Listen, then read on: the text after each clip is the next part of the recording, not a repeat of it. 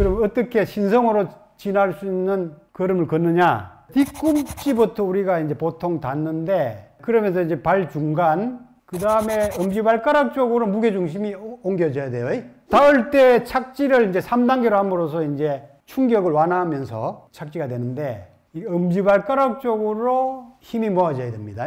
그래야 이제 어떻게 되는가 하면 내전근 쪽에 힘이 들어가고 헤엄 쪽에 힘이 들어가요. 이 헤엄이 지기를 잘 받는 통로거든요. 그리고 이제 이게 단전으로 연결이 돼서 단전이 강화되는 걸음이 되는 거죠. 그래서 기운이 계속 걸으면서 소모가 되는 것이 아니고 헤엄과 단전을 깨우면서 기운이 더 활성화되는 걸음이 되는 거지. 근데 바깥으로 이제 기운이 많이 쏠리면은 기운이 자꾸 이게 흩어집니다. 모아지질 않아. 그러니까 지치죠. 걷고 나면은 여러분들이 에너지가 더 끼어나야 돼요. 기분이 좋고 활력이 생겨야 돼. 그래서 이걸 제가 케겔 워킹, 정력 워킹이라고 제가 이름을 붙였어요. 하이힐이 이제 발가락 쪽에 힘이 많이 들어가도록 해가지고 좀 섹시하게 보이고 성기관 쪽에 자극을 많이 해서 조금 활력을 주는 이러한 수단으로 사실은 만든 측면이 있어요. 근데 인체의 균형을 깨서 건강에 상당히 문제를 많이 만들어내죠. 근데 이제 댄스 워킹은 몸의 균형을 더 잡으면서 건강을 주면서 성에너지를 깨우고 활력을 주는 그런 걸음이 됩니다. 옛날에 이거 중국의 전족이 그 유행을 했었는데 깊이 내용을 알고 보면 상당히 비인간적인 풍습입니다. 뒤뚱뒤뚱 걷게 해가지고 좀 섹시하게 만들고 명기를 이렇게 좀 추구하는 이런 목적이 있어요, 사실. 뭐 여러 가지 해석이 있는데 내적으로 보면은 그런 목적이 많아요.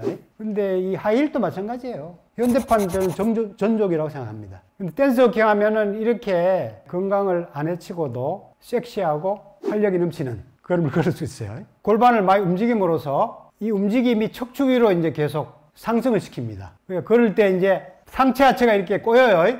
교차가 돼. 하체가 앞으로 나가면 상체는 약간 뒤로 이렇게 틀려서 교차가 일어나는 거죠. 교차가 일어나면서 척추가 이렇게 막 까베기 꼬이듯이 이렇게 막 꼬이지겠죠, 그죠?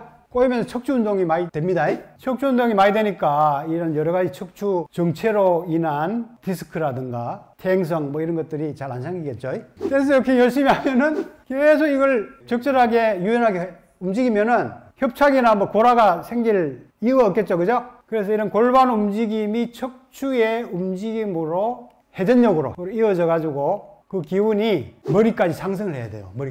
머리까지 상승하면서 이 백회로 청기와 연결되는 그런 걸음이 돼야 됩니다. 그러면은 아까 회전력에 의해서 에너지가 계속 만들어진다고 그랬죠.